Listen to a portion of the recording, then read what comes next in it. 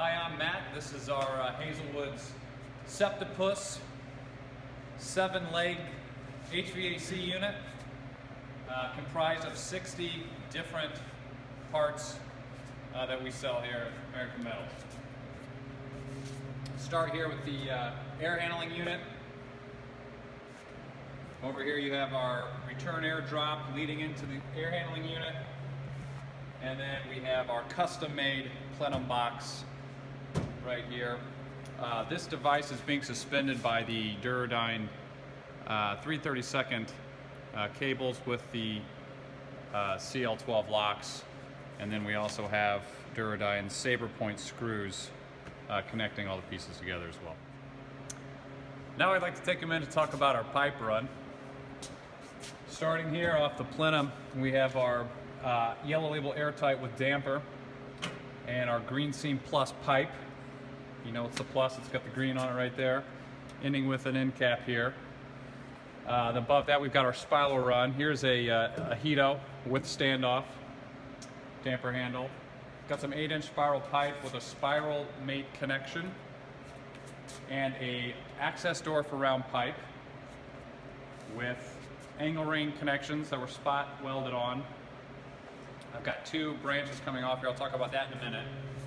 And then these 2 pieces of spiral pipe are connected by a damper section with the Rossi hardware, and it terminates with a number 16 diffuser with a number 12, Heart and Cooling number 12 damper on it. Now we've got a couple connections coming off our spiral pipe run here. This first one is a saddle tap, an edge saddle tap, connecting to a fitting-to-fitting coupling so that we can connect our elbow here. And then another fitting-to-fitting coupling which connects the Heart and Cooling FPD onto the end.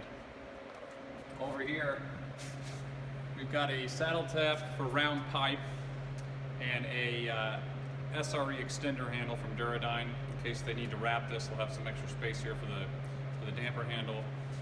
The pipe here is just 26 gauge blue label from Heating and Cooling Products. We've got an adjustable elbow and then a straight boot, and that ends on the model 821 diffuser. Now I'd like to show you the rectangular ductwork that we offer and the different types of connections we can use to put that together. Starting here off the plenum, we've got the JBX Flex duct connector, which goes into our first rectangular piece here with the S and drive connection. This is actually lined with an inner lining. We've got some FTC pins holding some 1-inch insulation in there. And then of course we have this access door here so you can get in there if you need to access that at any time. The next connection we have here is a TDC connection. We've got the carriage nuts and bolts here. And this is an FSK wrap. This is obviously insulating the outer portion of this portion of the duct. The inside is not lined. We have a Ductmate 35 connection here. The next one is just a standard duct leading to a vertical elbow and then a horizontal elbow with an end cap there. And this whole part of the ductwork is held together with this KV12 bracket, which has a 3/32 rope there with the lock connected to the KV bracket. Now we're going to take a look at the Septapus's flex lines. This first one here has a flow-tight takeoff. It's a plain flow-tight, there's no damper here. And then we've got some vinyl R8 flex running off that. We're using a 36-inch zip tie panduit strap here to keep this connected. And at the end of this flex run, we've got a elbow boot, and then we've got a model 682 Heart and Cooling model at the end there. The second one, we have a tab-in collar with a damper, a 48-inch ACT zip tie here, and then some R6 foil flex duct.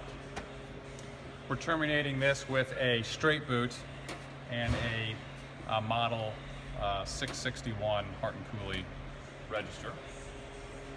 And on this third run here, we've got a AT90, which is an adjustable top takeoff, with some standard R4 black vinyl jacketed flex and a warm gear, stainless steel warm gear clamp to keep that together. and this line's terminated on an in boot with a Hart & Cooley 421 brown floor diffuser.